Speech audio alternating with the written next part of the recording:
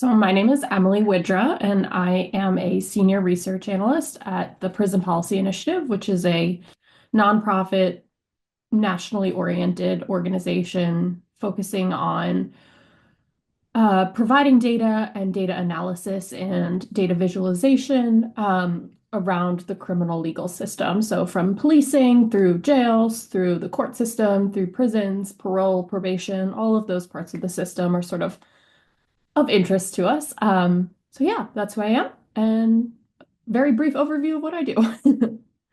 Well, thank you for joining us today, and I'm really excited about what we're going to be talking about. I think it has some interesting implications for policing in general. The article you wrote, or the overview, is called "Despite Fewer People Experiencing Police Contact, Racial Disparities in Arrests, Police Misconduct, and Police Use of Force Continue."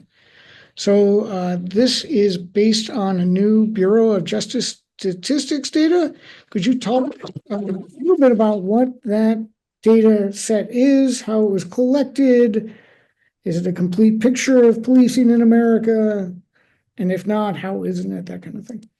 Yeah, of course. So the Bureau of Justice Statistics is a federal organization. I think it's housed in the Department of Justice.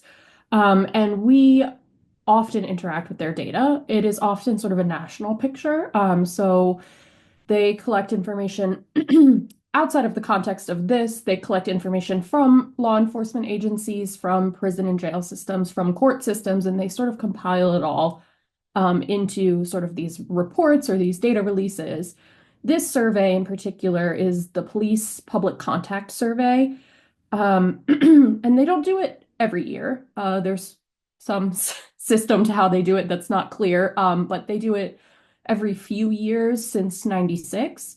And it's a survey of people over 16 and over. So adults, I mean, they're 16, 17, 18, but they call them mostly adults.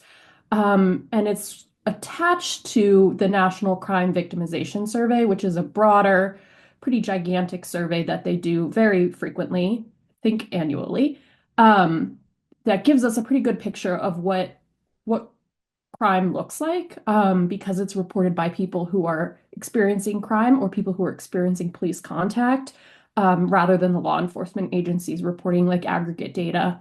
So this is a really useful data set in and of the fact that it's self-reported. I think that that's pretty useful. So the demographic information is self-reported. The context in which people are interacting with the police is self-reported. They're given categories, but people choose the categories. So I think that that's really useful. We're getting the perspective of people who are interacting with police rather than just the agency level perspective. So yeah, so that's sort of this data set. Like I said, it's sort of, I think it's nationally representative. It doesn't cover, obviously, everybody who's 16 and older in the US and not everybody who's had police contact, but it is representative. The thing that we lose from this data set, or that we don't get from this data set, is a look at local level policies and practices, right? And I think policing sort of generally is something that has a pretty significant effect on the local level community, right? If we talk about like statewide police trends, there's a lot of variation by city, county, jurisdiction, all of that. So something like this gives us a lot of information, but it doesn't really give us everything we'd like to have, which is sort of a chronic barrier in the criminal legal space. There's data, it's available, it's never quite showing what we need to know. So this kind of continues that struggle, I guess. Well, and would you be able to kind of outline some of the barriers to why this data, not this set here, because as you did a good job of describing how it's self-reported, but from the law enforcement side of things, why is it so difficult to get data sets that tell us what we need to know at the local level? Yeah, I think that's a great question. And I think my answer to this question sort of applies to law enforcement, but it also applies to local jails and sort of like county systems, which is that there's so much variation in how these systems are recording and keeping information. There is like a FBI law enforcement reporting system where local agencies are able to report crime, arrest, etc. information to the FBI, but it's not required. And it does require some sort of standardization of data, which I would say there's a lot of variation in jurisdictions' ability to do that. So that's like one barrier, right? Is sort of like how these agencies are equipped to actually be documenting information about who they're interacting with, how they're interacting with them, and the outcomes of those interactions. And then there's sort of a systemic thing, which is that there's very little mandate to collect this in sort of a meaningful or publicly useful way, I guess. I think, there's probably other levels to that as well.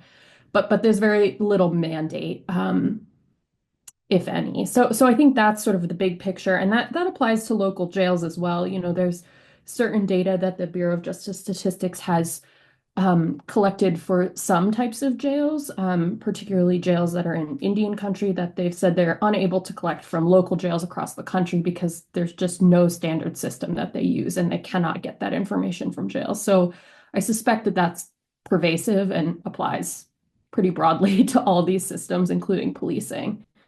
I also think the big plus of self-report data from people who are having this contact with police is that we're we're slightly less reliant on police or law enforcement agencies' assumptions about who somebody might be. So I think especially we see this with administrative data sort of across the board. We can't really be sure that the race data, the ethnicity data, or the citizenship data is true, or if it's just like a decision that somebody made at intake and checked a box. And so with this is nice. I mean, there's still categories people have to select from to identify, but we can feel more comfortable about sort of the demographic data of who's reporting interactions with the police. I think that we know that people who look certain ways, people who are read as certain races, have different interactions with police. And so I think that that's important to have sort of this self-identity part of this data, even if it may be sort of, again, a little bit below the level of detail we would like to have. I think it's still pretty crucial. Thank you for that. And well, let's get into what you found or what you summarized as found. So the thing that I was first struck by was the meat of the first millions of people contacted the police, but mostly not to report crime. So there were 30 million people who initiated contact with police in 2022, according to the study. And the majority of them were seeking help. 25% were reporting non-crime emergency, 26 reporting other non-emergencies. What does that tell us about what does that tell us?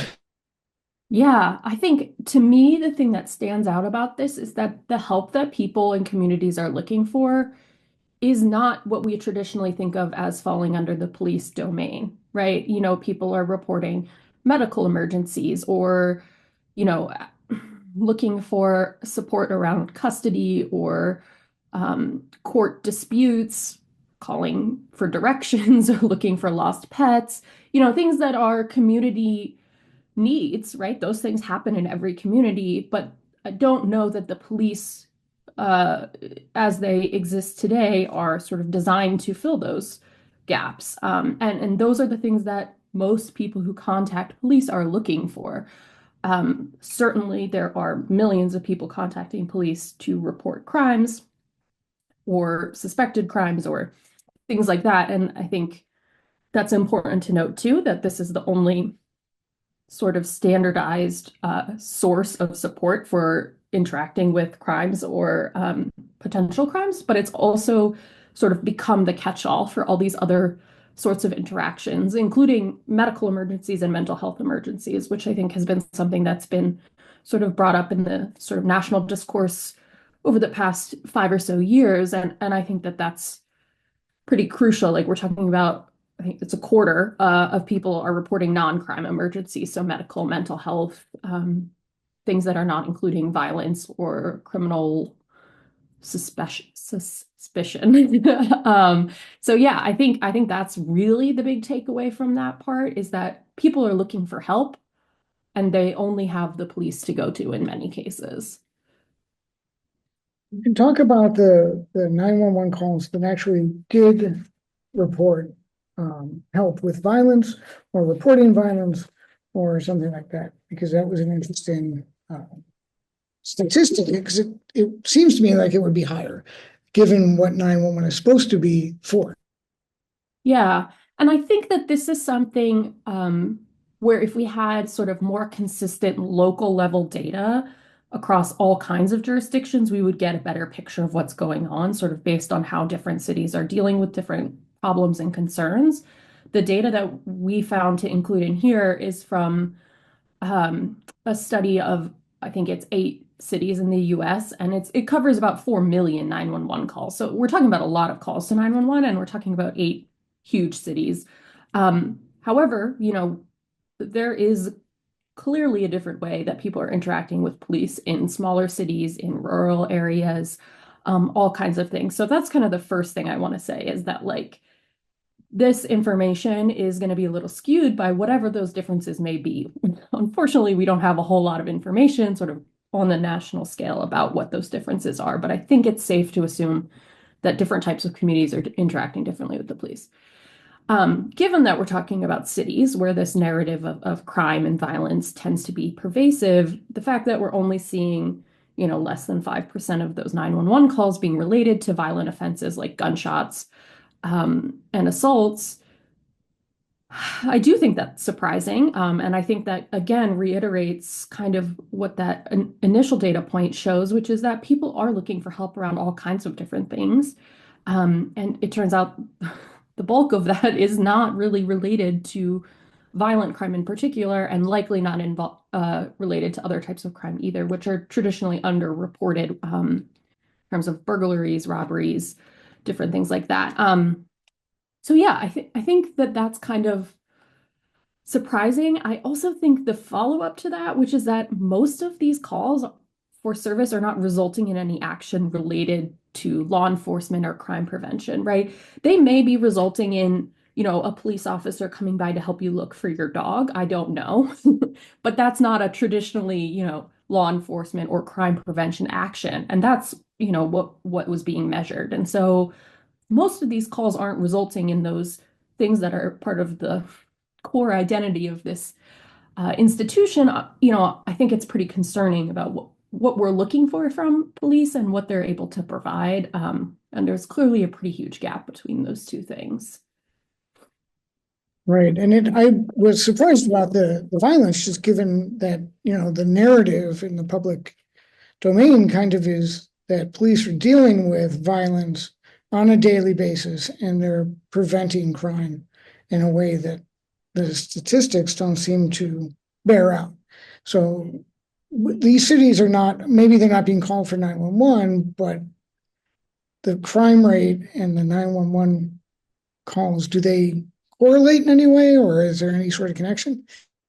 Yeah, I think that's hard to say, again, because this data, we can't really get at it at a local level. And so there's such great variation across the country between big cities and smaller cities, between cities and rural areas. Like all of that has so much bearing on crime and crime rates, and that data does exist, but we can't really compare that in sort of a standardized way. Um, as far as I know, to the policing responses. I do think it is important to say that, like, 4% of 4 million is still quite a few instances of calling for violent offenses. And certainly I think most people would like to see that be far lower and non-existent. And I think that's reasonable. I do think that the reality of sort of city crime rates and crime rates across the country are that they are often overblown in sort of the media narrative when we look at the actual underlying data and where the underlying data comes from. And so I think that's pretty important too. While we didn't sort of compare that to any policing data in this piece, I do think that's important to note. I mean, there are certainly crimes occurring. But I think it's really important to put that in a perspective and also to put it in a local perspective, right? For communities and policing agencies in, Chicago, what's happening to policing agencies in Los Angeles and those communities. I mean, yeah, they could learn from each other, but it's not the same thing. They're not facing the same thing. So we have to talk about these sort of local level interactions between communities, crime and policing. And I think that's what we really can't quite get at in a way I would like to in order to answer that question. But I do think that is sort of one of the bigger themes about talking about policing data, is that we can't quite say, because I think we really do want this local level data. And I do think some cities have that, right? And it is possible to locate that and use that, I think, just sort of on this high level, covering sort of a nationally representative sample. That's what we don't have that information for. Well, if that's what people are calling the police for, what are the police doing to contact individuals? Meaning there are police-initiated contacts. And let's talk about those now, because that's something that's incredibly important and has various aspects to it. So what did you find for police-initiated contacts? Yeah, so the Bureau of Justice Statistics survey sort of breaks it down into primarily two types of police-initiated contact. The first is street stops, and the second is traffic stops. So street stops are basically traffic stops that happen when you're not in a car. So a police officer will stop you um, on the street, in a park, outside of a business, any of those kinds of things. Those are street stops. We can also consider sort of the stop and frisk policies as falling under street stops usually. I do think they include like being in a car that's not moving. But then there's traffic stops, which are basically what we think of them as, being pulled over. And these exclude accident-related interactions with police. So traffic stops are traffic stops. You're pulled over for allegedly doing X, Y, or Z.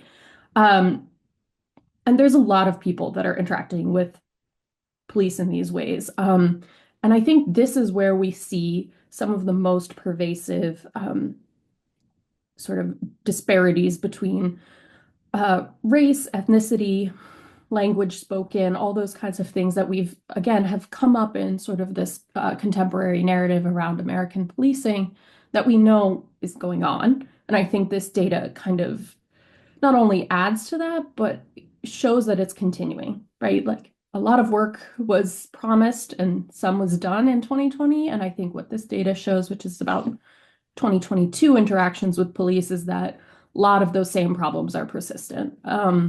And yeah, so I think, again, sort of along the lines of if we think about stop and frisk policies, it's unsurprising that we're seeing disproportionate or disparate representation of Black people being stopped on the street by police. They're also more likely than white folks to be searched or arrested during those stops. Again, like there's multiple steps to these interactions with police. And I think, as you go down that pathway, the consequences are more and more severe, right? You can be stopped by police and continue on your way. You can be stopped by police and be issued a citation. You can be stopped by police and issued a court summons. You can be searched. You can be searched and arrested. Those are really sort of accelerating consequences. And I think that's where we see a lot, both in street stops and traffic stops, of the racial disparity in that Black people are more and more likely to be searched and arrested during these interactions with police. So they're more likely to have the most severe consequences measured in this study. And again, this study only goes up until the search and arrest point. So again, if you're searched and arrested and then you're charged, there's a whole other process that continues that sort of racial disparity along the way, from courts to jails and prisons and probation and parole. So this is sort of the very first step, and we're seeing it pretty dramatically, I think. Yeah. And to kind of drive that point home, there's a line that I highlighted in the article, which is, in fact, 2 out of every 5, which is 42% of U.S. residents over the age of 16 who had any police contact in 2022 were white people initiating police contact. that means three of those people had their were un were being contacted by the police, initiated by the police. Is that the takeaway from that? Ye- Yeah. So I would say the three out of every five that are remaining are folks who were not white and not initiating police contact. So basically what that means is that people of color, Black people in particular, are the most likely to experience police initiated contact. Um, in part, this is because of those stops we just talked about, street and traffic stops. It's also, in addition to that, due to sort of local targeted policing, right? If police are hyper focused in a particular neighborhood, throughout the US, neighborhoods are um, frequently communities of particular race or ethnic groups. And so if we're seeing, police presence pretty heavily in a particular neighborhood, those tend to be neighborhoods of Black people, then we're going to just see more Black people having contact from police. Um, and, I think that that is important. And I think what's surprising to me, at least, is that sort of the overall having an interaction with police doesn't have huge racial disparities, right? We see, yeah, like there are some, but there's also so many more white people that it kind of is hard to picture. But what we see are again are these like kind of more serious, more detrimental consequences of police interactions are falling disproportionately on Black people and Black communities, and in some places, Hispanic and Latino communities as well.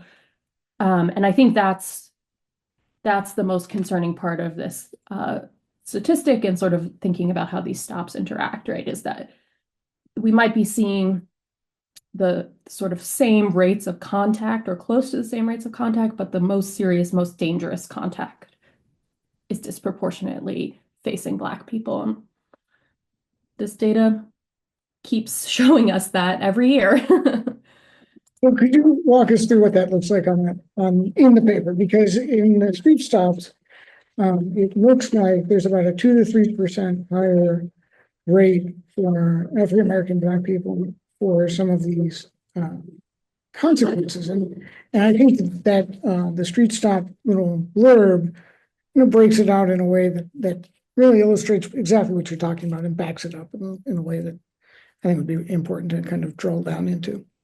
Yeah, yeah. So basically, um, Black people are only slightly more likely to face enforcement actions. So those would be citations all the way through arrest and search than white people.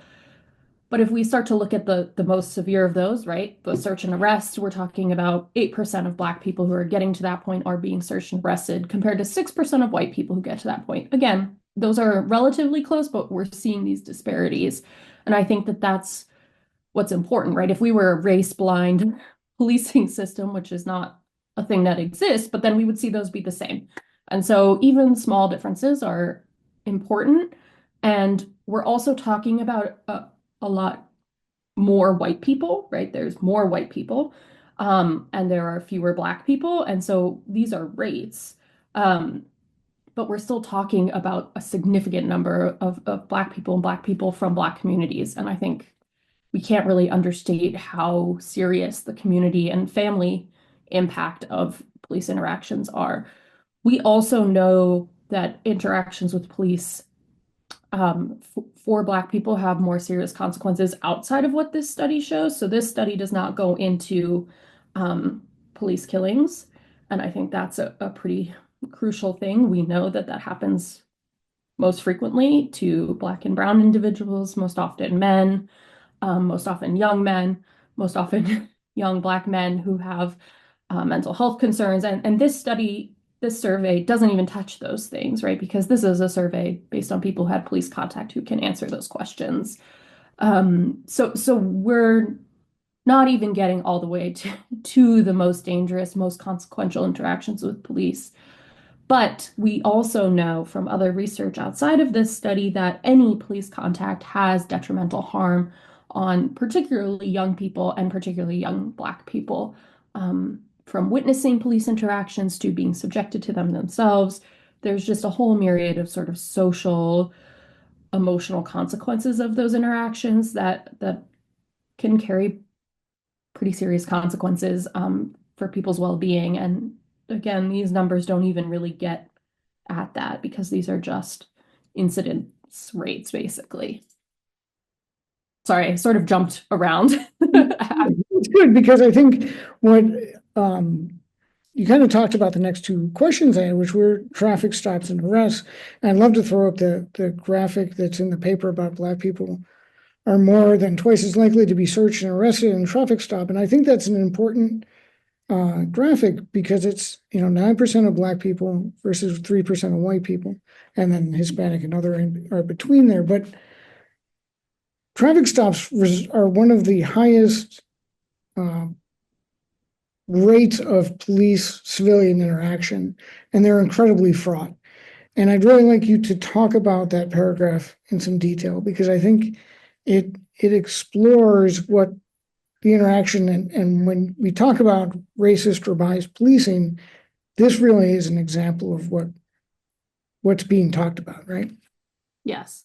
Yeah. So right, we talk about those relatively small percentage differences in street stops, but when we get into traffic stops, that's when we see these huge racial disparities, even more so. So Black people are stopped at baseline in traffic stops most frequently. So like almost 2/3 of all Black people who had an interaction with police in 2022, it was as a driver in a traffic stop. The rates are lower among these other racial groups. And then again, they're not most likely, they are disproportionately likely to experience the most serious consequences of that interaction, this search and arrest. And we do know that there's sort of a long history of traffic stops being used as preemptive stops to lead into searches for drugs or weapons or other things in the car. And so we know that when they are used as these preemptive stops, they're happening disproportionately to Black people. The outcomes of those are going to be happening disproportionately to Black people, regardless of who has weapons and drugs in their car, right? Because you can't possibly know that seeing the car drive by and stopping them for a traffic reason. So regardless, again, the consequences are disproportionately felt by a specific group of people. And again, this is one of those places, and this graphic with the breakdown by the races that are measured in this study, which are Black, Hispanic, which is an ethnic group, and white, and then this other category. Again, like if we had this data at the level that I wish we had it, we would know a lot more about this other category, right? There's many other different races in this country, and they are likely all interacting with police in different ways. And so I think that's a huge limitation of the study is that we don't really know what that would look like broken out by different racial identities, sort of beyond these four.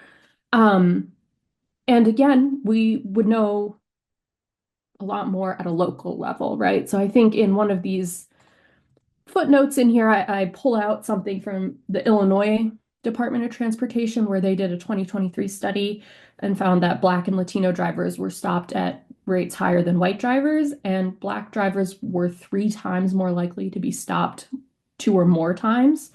And they're 9 times more likely to be stopped more than 10 times in a year by police, which is like a really unbelievable amount of times to be stopped by police, right? It's again relative, right? It's a more likely statistic. It's not saying there's more of them, but I think that that's pretty alarming. And so when we look at it at a more localized level, that's when we can see these kinds of pervasive patterns and how they're actually playing out on a local level. That is, again, just an Illinois report that sort of built on this topic. And if we had that for every state and every county in sort of a standardized way, we could really look at what's going on. And that's a huge ask. But I think as states and local jurisdictions start to care about these things, it's possible we'll get more reports like this. There are some other states that have these, and I think that reveals quite a bit. Yeah. Yeah. Well, and one of the other things that jumped out because police misconduct and threat of or use of force seem intertwined. And I would like you to define what police misconduct is, what threat or use or force would be in the context of this self-reporting, and then what we've found, or what you found when looking at the data about people who reported that they were threatened or police misconduct was applied to them in their interaction. Yeah, yeah. So I think misconduct, the things that fall under that category are going to be uh, in many of our heads very intertwined with use of force. However, the actual things that are included under that are slightly different. So this would be sort of verbal, what I would call verbal abuse, verbal harassment, slurs, obvious instances of racial or gender bias or ethnic bias or religious bias, all those kinds of things, homophobia, all of that. Um, it also includes sexual harassment, which I would question why these things are sort of delineated. But sort of sexual harassment falls under this. Again, in the study, it's called sexual misconduct. I rephrase that to what we sort of traditionally use in outside the policing world, which is sexual harassment. So that means police making a sexual comment to touching or having any sexual physical contact with somebody. So to me, those are sexual harassment, and I think that's important to name, but those all fall under police misconduct. Threat or threatening the use of force versus use of force are lumped together. So threatening force is a verbal threat of force or a visual threat of force.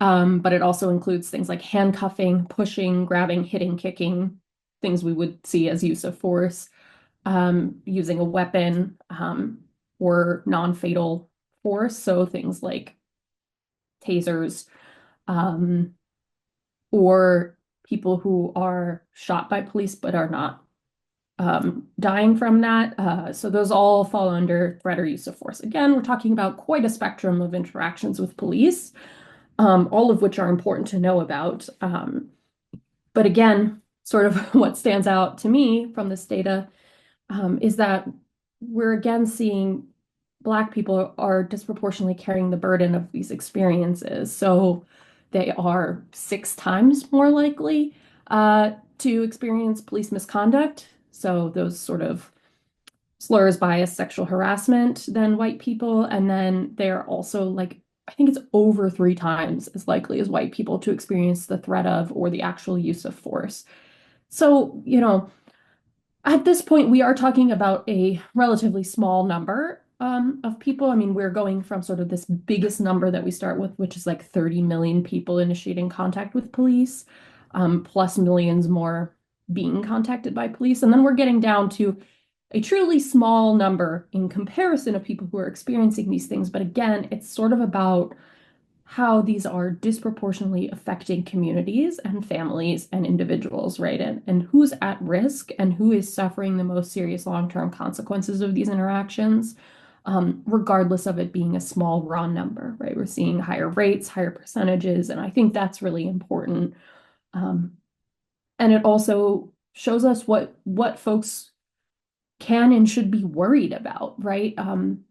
The reality is that white people are less likely to need to be worried about experiencing use of force than Black people. Like the fear and the concern of experiencing force at the hands of police is truly serious and higher, I guess, for Black folks. And so we need to be cognizant of that their interactions with police are going to be different from the get-go because they have experienced these things in their homes, in their families, in their communities already. So yeah, so I think the statistic that really stands out to me is that Black folks account for only 12% of people who had police-initiated contact, but they represent 1/3. So we're increasing a lot of all people reporting threats or use of force in that encounter. And that just seems disproportionate. Again, we're also talking about 15 to 18% of the population are Black. So this is pretty seriously disproportionate to their representation sort of in the broader community. And that ties back to this like localized experience, right? I think we're talking about particular neighborhoods, particular communities being targeted. And so that's a big part of why we're seeing this. Um, yeah. And to kind of tie a bow on this, young people and women were also disproportionately represented in, not women so much, but there's a trend in female contact with police that I'd like you to talk about, and young people. Wasn't explored too much in the paper, but there is a trend that we're seeing, correct? Yes, yes. And I think, this is where it gets a little tricky, right? Because these are smaller numbers or the young folks are a smaller number. But we do know that they are the most likely age group. This is young adults age 18 to 24, so truly legal adults, but young. They're the most likely age group to experience police contact at all, any kind. They're also the most likely to experience police-initiated contact, and they're the most likely to experience police contact related to traffic accidents. So we're talking about pretty high rates of interacting with police generally, it initiated by police, or having something to do with a traffic accident. Um, and so these are some of our, these are not youth, they're not necessarily children, but they are still developing. And I think they are having pretty serious and dangerous interactions with police in these situations. They're also facing serious consequences. So they're also the most likely age group to experience what they call law enforcement action in this survey, which is any kind of consequence, right? So you could be stopped by the police and let go without anything. But anything more than that is a law enforcement action. So a warning, a ticket, search and arrest. So young people are really the most likely to experience those things in a traffic stop or a street stop. And so I think the likelihood, again, we get into this conversation about who should be worried about these things, and the worry among young people about interacting with the police is based in reality. And I think that there is a reason that we're seeing that. I also think the use of force plays into this.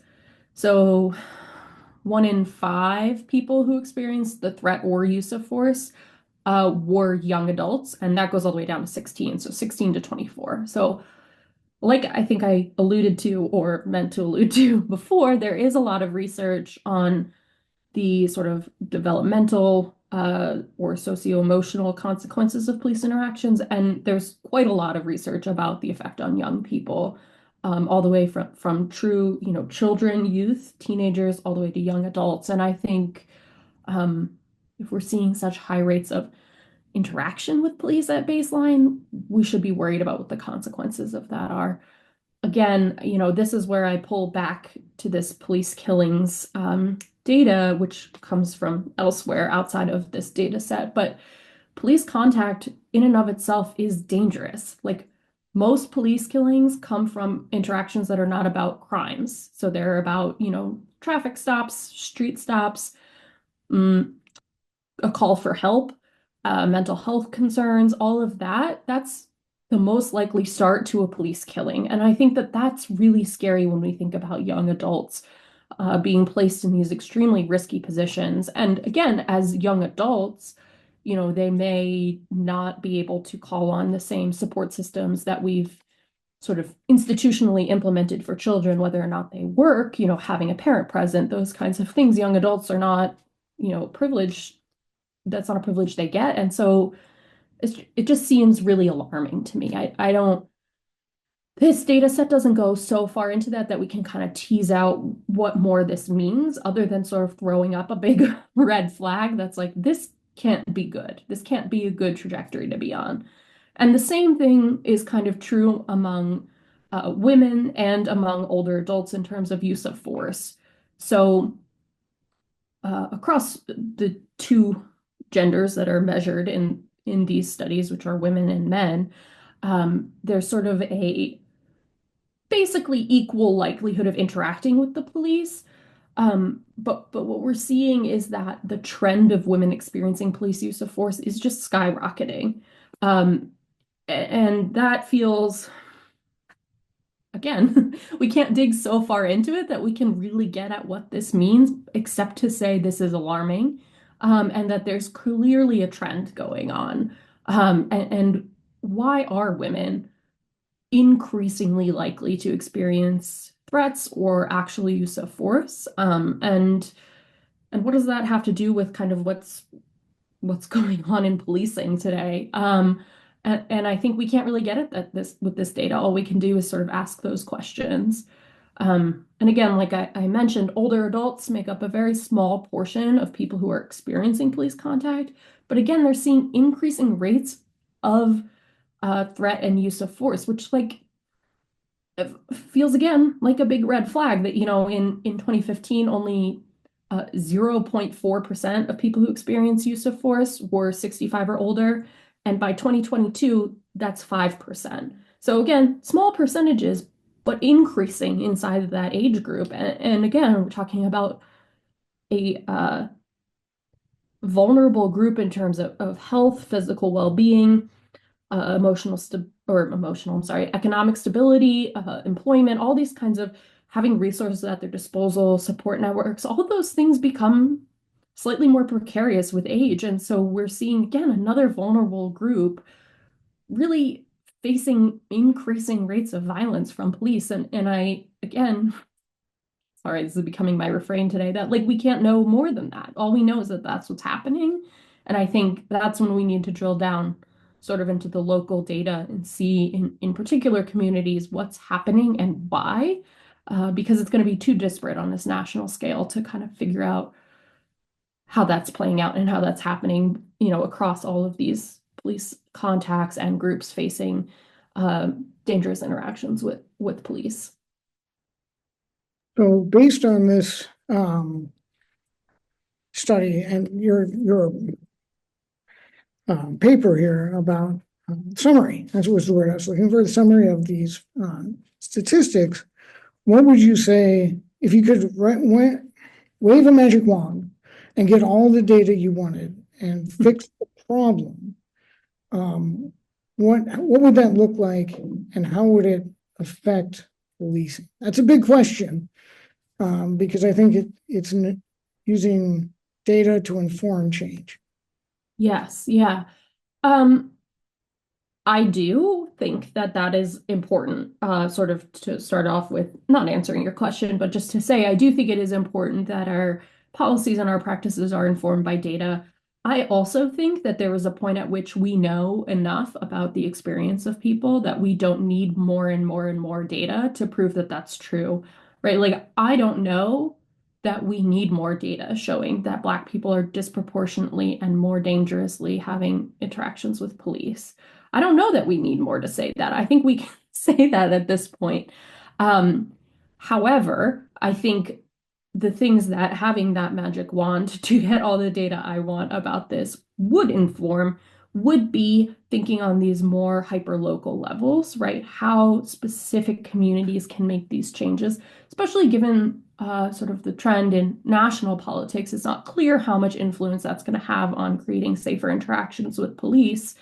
I think that it is important for local communities to have the information about what's happening with them. Again, like I live in Illinois, I don't know how helpful it is for me to dig into the LAPD other than to provide people in LA with that information, right? I think my community needs to look at what we're experiencing, how we're dealing with these issues and all of that. So a magic wand would provide local data that is standardized so that we could compare and see how these things are working and what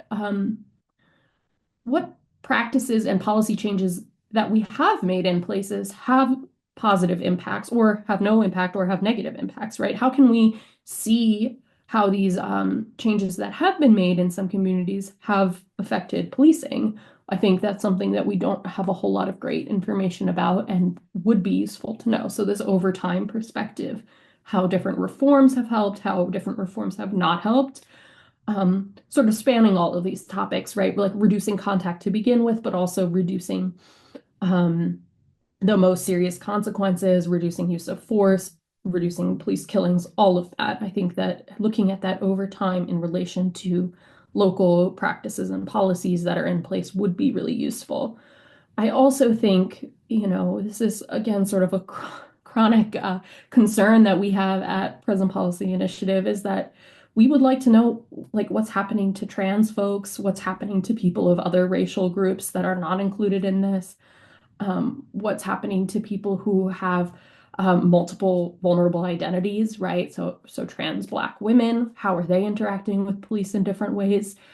Again, because it becomes kind of a smaller number, I think it kind of gets washed out in these larger studies. And I think that's uh, to our detriment, right? I think seeing how the most vulnerable in our communities are being treated is crucial to figuring out sort of the next steps and what our ideal reforms or changes would be. So again, you lose that on the national scale. So there's sort of this like tension that I constantly have, which is that I want to look at sort of the biggest number, the biggest sample size that's being affected by police. And also it's so crucial to look at the local level and know. And so hopefully this can be sort of a gateway into that, right? Like, okay, so this national data exists. How could we figure out more about what's going on in our community, building on this and looking at the communities we have, what particular ethnic groups in our community are likely to be impacted the most by this, or however, if it's a community that has like a significant population of immigrants, all that kind of stuff, I think could be really, really useful to look at this in people's own communities. And so and it's not necessarily the Bureau of Justice Statistics' fault. I mean, they're conducting a huge survey and getting really important data. It's just that there's always this push to know more and more, but also to reiterate my earlier point, at some point there are points that we know enough, right? We know enough about disproportionate racial bias in policing. We know that Black people are facing the highest consequences. We know that throughout the criminal legal system, Black people are more likely to be jailed pre-trial. They're more likely to be incarcerated. They're more likely to have longer sentences. They're more likely to face the death penalty. They're less likely to have probation and parole. They're more likely to get reincarcerated while on probation and parole. Like we know that these patterns exist, and yet, this drive to always get more and more data influences that. But I also think, we really have to start looking at what these local level changes need to be. That was my big rant. Sorry.